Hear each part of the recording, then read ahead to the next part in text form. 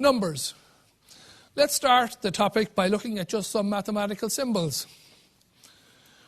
In languages, when we're learning them, we're used to learning the alphabet from A to Z.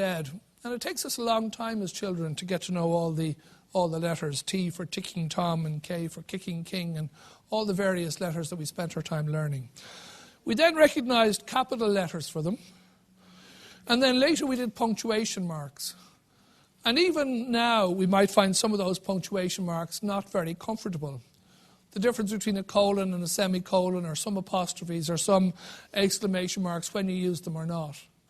So that it's possible not to pick up everything along the way in education. If we look at mathematics, 0 to 9 we pick up pretty quickly.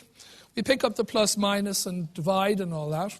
And then we get all of these less than or equal tos and not equal tos. There are some special numbers, pi and e and infinity. And then there's a lot of symbols there that sort of help us out a bit. Then we've got all the trigonometric functions, the log functions, the set functions, the number sets functions, and all of these special ones as well. So you've got all of those symbols that are there in a language, and it's possible to miss a letter or two.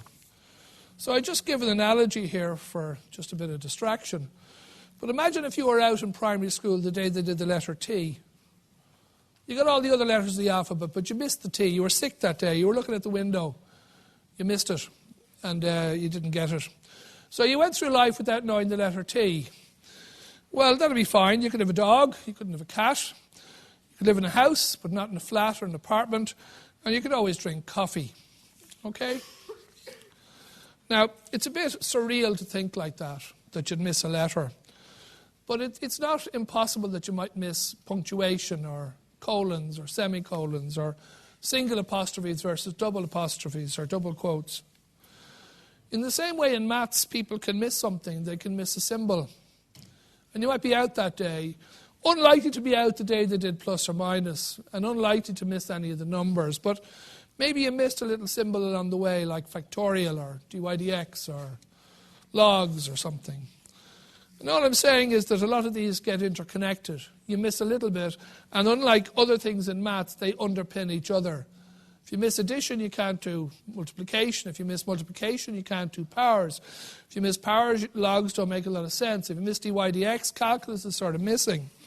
So sometimes we need to go back to the symbols, and we need to say, what was that? Oh, it's just the letter T. All right, okay, now I know what that is. Now I can have a cat.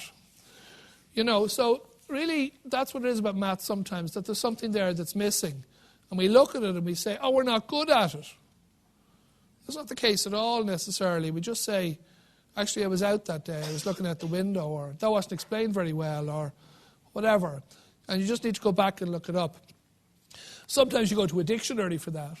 If you don't know the word schadenfreude, you look it up in a dictionary. If you don't know something in maths, you want to be able to find it as well. So that's really what we're talking about there in that space on, missing some maths techniques. For example, multiplication reflects them. So did you miss something along the way, and can you fill in that gap? So that's it.